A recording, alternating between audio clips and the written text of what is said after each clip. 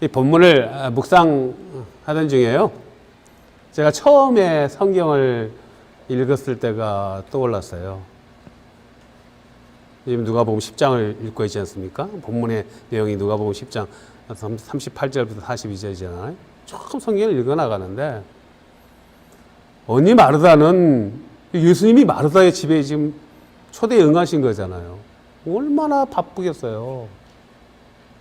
분주합니다. 마당과 부엌을 오가면서 음식 준비에 여념이 없는데 이 동생 마리아가 예수님과 일행들 예수님 발치 앞에서 이 턱을 개고서 말씀에 집중하고 있는 거예요. 제가 처음 읽었을 때 이게 너무 얄밉더라고. 마리아가 만약에 옆에 있었으면 그냥 군밤이라도 한 대 때려주고 싶더라고요. 처음 읽었을 때 그런 느낌이 났었습니다.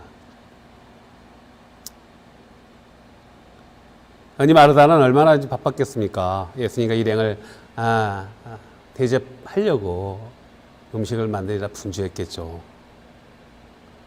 그런데 일손이 귀하니까 예수님 앞에서 말씀을 듣고 있는 마리아에게 넌지시 찾아가서 이렇게 몇 번 이야기했을 거예요. 마리아에게 What are you doing? 너 지금 뭐해? What are you doing now? 나를 도와야지. 언니를 도와야지. 그런데 마리아가 못 들은 채 말씀 속에 푹 빠져 있는 거예요. 예수님의 말씀 산매경에 빠져 있는 것이죠. 본문을 통해서 우리에게 주는 교훈이 무엇인지 알기 전에 먼저 기도로 시작하겠습니다.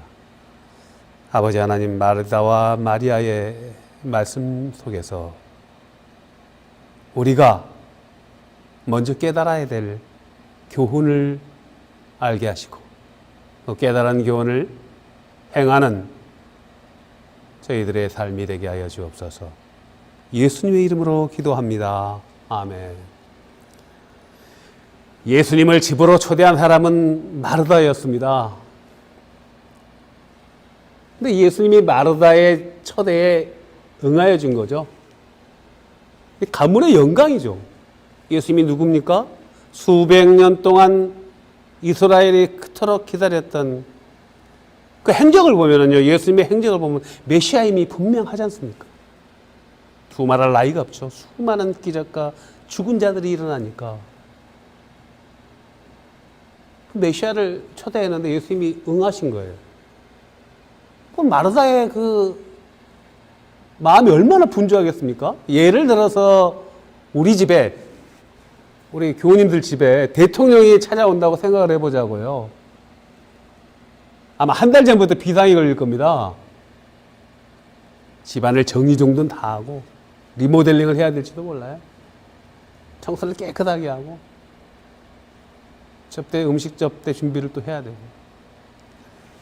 만왕의 예수님이 오셨어요. 분주합니다. 마르다의 마음이 얼마나 기쁘면서도 또 염려와 어떻게 하면 잘 대접할까? 내가 어떻게 하면 나의 음식 솜씨를 잘 발휘해야 되지? 여러 가지 생각들 복잡합니다. 요한복음 11장에나 마르다와 마리아가 나오고 또 요한복음 11장에 보면 나사로가 나오잖아요. 나사로는 마르다 오라비입니다. 요한복음 11장에서 나타나는 마르다의 집은 예루살렘에서 5리 정도 떨어진, 한 5리 정도면 몇 킬로 될까요? 한 2킬로 될까요? 2.5킬로? 가까운 거리에 있죠. 베단이라는 마을에 살고 있는 것을 우리는 알 수 있고요. 요한복음 11장에서는 마르다의 동생 마리아가 예수님에게 향료를 뿌리고 머리털로 발을 씻어주던 그 마리아로 기록이 되어 있죠. 마르다는 예수님을 초대했습니다. 예수님이 흔쾌히 마르다의 그 초대에 응해 주셨어요. 지금 마르다의 집은 예수님의 제자들이 12명이 있지 않습니까? 그리고 그 제자들을 예수님을 따르는 수많은 일행들이 한꺼번에 다 몰려와가지고 마르다의 집 앞은요, 인산이해를 잃었을 거예요. 집 안에는 뭐 발디딜 틈이 없을 것입니다. 그런데 오늘 본문 39절을 보면요, 예수님이 마르다의 집에 오셔서 무엇을 하셨습니까?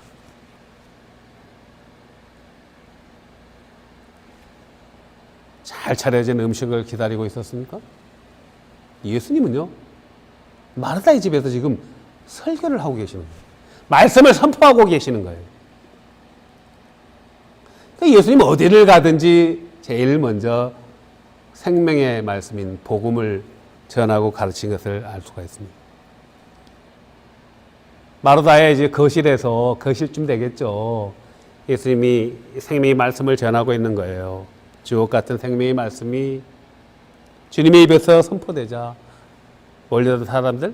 그런데 특히 마르다의 여동생 마리아가요, 그 예수님의 그 말씀이 흠뻑 빠져 있는 거예요. 예수님 발치 앞에서 턱을 개고 비스듬히 누워서 그 말씀을 토시 하나 놓치지 않고 몰입해 있다는 것입니다.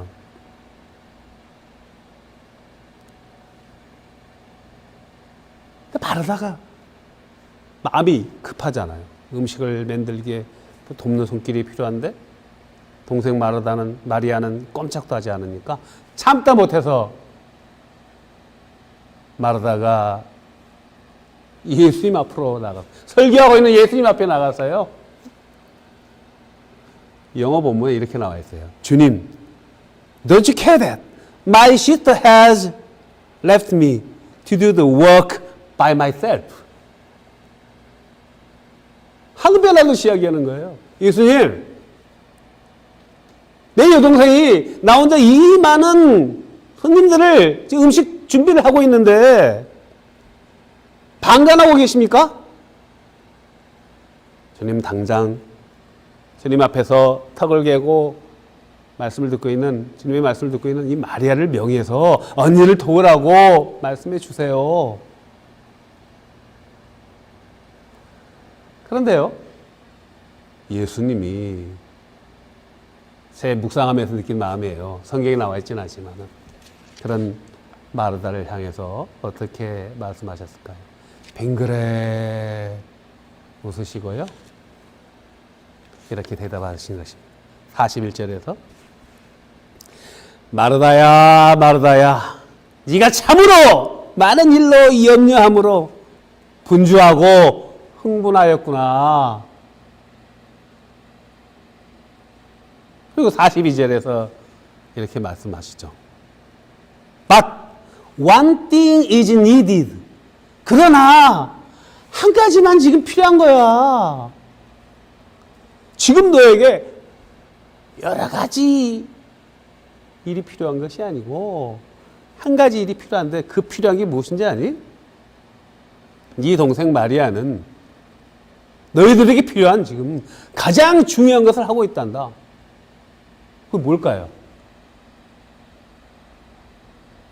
생명의 말씀을 듣고 있지 않니? 나는 너희들에게 생명의 말씀을 주러 온 것이야. 오늘 짧은 이 본문을 통해서, 오늘 본문에서 나타나는, 본문이 던져지는 문제점이 무엇입니까? 본문에서 나타나는 문제가 무엇입니까? 첫째, 언니 마르다는 예수님이 자신의 집을 방문한, 자신이 초대했죠. 초대에 응해준 그 목적을 모르고 있다는 거예요. 마르다는 자신의 초대에 응해 주었기 때문에 자신이 예수님을 접대하려고만 준비하고 있습니다. 예수님이 자신의 집에 와서 접대를 받으러 오신다고 생각한 거예요. 얼마나 기뻤겠습니까? 그러나 예수님은요, 마르다의 집을 찾아오신 것은요, 생명의 말씀을 전하고자 하신 것이죠. 마리아가 그걸 아는 거예요. 그래서 예수님 앞에서 턱을 개고 말씀을 하나도 놓치지 않고 있는 거예요. 언니가 What are you doing now? 너 뭐해? 나를 도와야지. 중요하지가 않아요.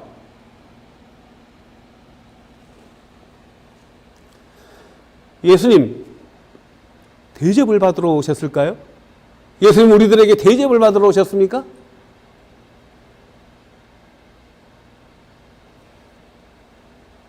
두 번째, 본문에서 주는 문제점이 있습니다.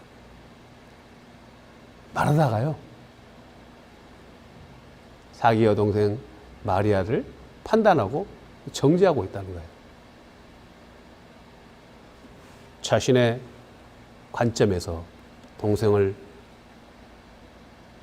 바라보고 생각하니 화가 나는 거죠. 누구든지요, 자신의 관점에서 사물을 바라보거나 사람들을 바라보거나 평가하면요, 다 문제점 투성입니다. 오늘 본문을 통해서 볼 수 있는 우리들의 문제점이 무엇일까요? 우리들도 마르다와 같은 실수를 범한다는 것입니다. 빌리버라는 신앙인이라는 크리스천이라는 우리들이요, 주님의 뜻을 구하지 아니하고 주님의 뜻을 헤아리지 아니하고 나의 생각대로 나의 관점으로 신앙생활을 한다는 것입니다. 주님을 섬긴다는 것입니다. 기도할 때도요, 나의 관점에서 기도하는 거죠. 내가 구하는 거, 내가 필요하는 거, 나의 생각. 마르다의 모습은요, 우리들의 자아상인 것입니다. 예수님이 마태복음 6장 33절에서 먼저 너희는 그의 나라와 그의 의를 구하라 그렇게 하셨잖아요. 그리하면 all these things will given to you as well. 이 모든 것을 더 좋은 것을 더하여 주신다고 말씀하셨잖아요. 그리고 나서 7장에서 구하라, 찾으라, 두드리라고 말씀하셨잖아요. 그런데요, 우리들은 우리들의 관점에서 주님의 뜻을 구하지 않고 주님의 생각을 보지 못하는 거예요. 자신의 뜻을 구하고 자꾸 두드린다는 것이죠. 그래서 내 뜻이 이루어지지 않으면 어떻게 합니까? 하나님 어디에 계십니까? 하나님은 어디에 계시나요? 하나님 계세요? 우리 구약에서 그 위대한 선지자 엘리야를 아시잖아요. 엘리야 선지자가 바알과 세라 선지자 400명과 450명 도합 850명과의 영적 전투, 갈멜산 전투에서 승리하지 않습니까? 850대 1로. 그런 위대한 엘리야 선지자가 큰 일을 마치고 났는데 이스라엘의 아합 있잖아요. 가증한 아합 왕의 왕비가 이세벨이었지 않습니까? 이세벨이 그 엘리야를 저주하니까 그 한마디에 그냥 낙심하잖아요. 그리고 며칠 전에 제가 요나 설교했지 않습니까? 요나가 요리조리 피해 달아다니다가 하나님께 탁 걸렸잖아요. 니느웨에 가서 회개하고 임박한 진노의 심판을 선포하라고 회개하고 돌아오라고 얘기했는데, 회개하고 돌아오면 용서해 준다는 말은 쏙 빼고 멸망만을 선포했잖아요. 그러면서 니느웨가 언제 멸망 안 하고 보고 있는데 박능쿨로 시원하게 그늘을 만들어 주셨어요. 한여름 뜨거운 태양을 가려주던 그 박능쿨이 그 다음날 나가보니까 하룻밤 사이에 없어졌잖아요. 그 박능쿨 하나 없어지니까 뭐라고 했습니까? 요나가 하나님 힘들어요. 저 차라리 죽여주세요. 이게 우리들의 모습이라는 것이죠. 그리고 우리들의 문제점 무엇입니까? 언니 마르다가 마리아를 정죄한 것처럼요, 우리는 크리스천이면서 신앙생활하면서 예배생활하면서 끊임없이 누군가를 판단하고 헤아리고 정죄한다는 것입니다. 믿음을 판단하고요, 성도들의 섬김을 판단합니다.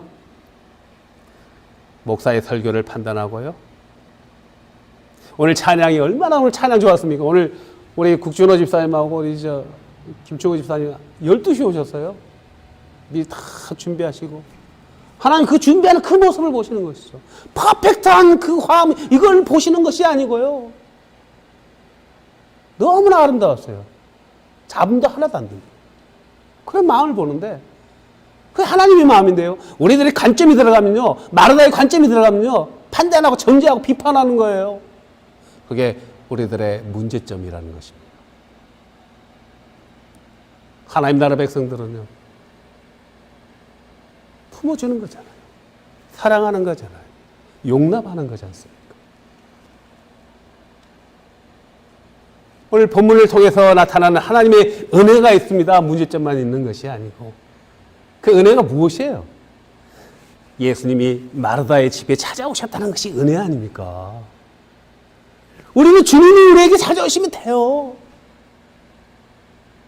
우리가 만왕의 왕이신 하나님께, 예수님께 무엇인가를 드리려고 하는 것이 아니라, 그 마음 중요하지만은 주님은 마르다의 집에 찾아오셨다는 것입니다. 그리고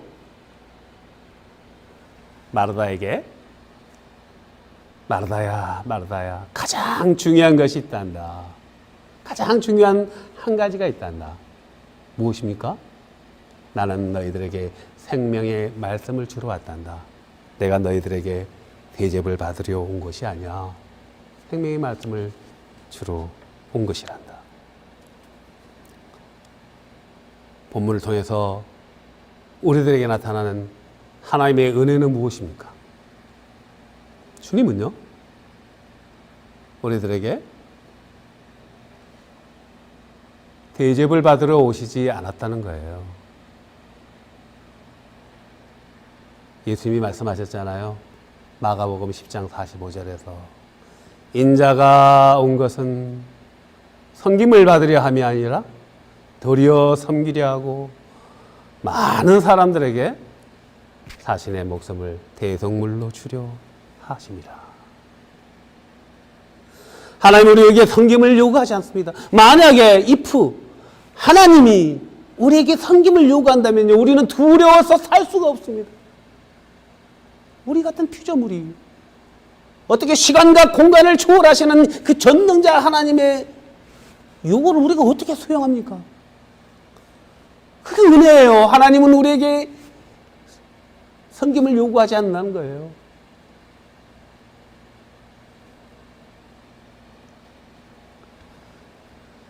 오직 믿음, 오직 말씀을 듣는 그 믿음, 그리고 그 말씀을 듣는 순종만을 요구하신다는 것이죠.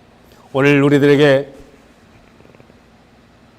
오늘 주일 하나님이 우리에게 주시는 말씀입니다. 히브리서 11장 6절의 말씀, 우리가 너무나 잘 알고 있습니다. 믿음이 없이는 하나님을 기쁘시게 할 수 없나니 Without faith, it is impossible to please God. 하나님을 기쁘시게 할 수 없나니 하나님께 나아가는 자는요, 반드시 그가 계시는 것과, 영어 성경에 이렇게 나와 있어요. 반드시 그가 계시는 것과 He reward those who earnestly seek Him. 그를 간절히 구하는 자에게 상 주시는 분이심을 믿어야 할지니라. 그냥 나가신 자에게 상 주는 게 아니고요, 간절히 구하는,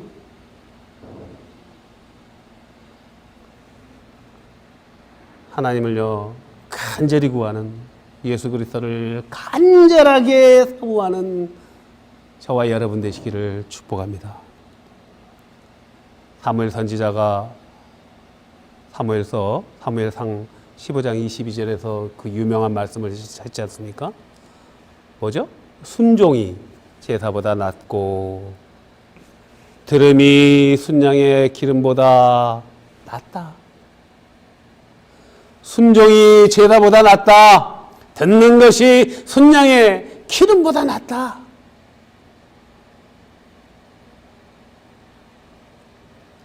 주님 우리에게 요구하신 건요, 믿음의 근원되는 하나님의 말씀을 듣는 그 순종을 요구하신다는 것입니다. 사랑하는 교회 여러분, 나의 관점으로 신앙생활을 하는 것이 아니고요, 나의 관점으로 예배 생활하는 것이 아니고요, 크리스천은요, 나의 패러다임을 깨버리고 예수 그리스도의 패러다임으로 살아가는 것입니다. 예수 그리스도의 패러다임으로 우리가 하나님의 나라와 하나님의 의를 먼저 구하는 저와 여러분의 복된 삶이 되시기를 주님의 이름으로 축복합니다. 기도하겠습니다.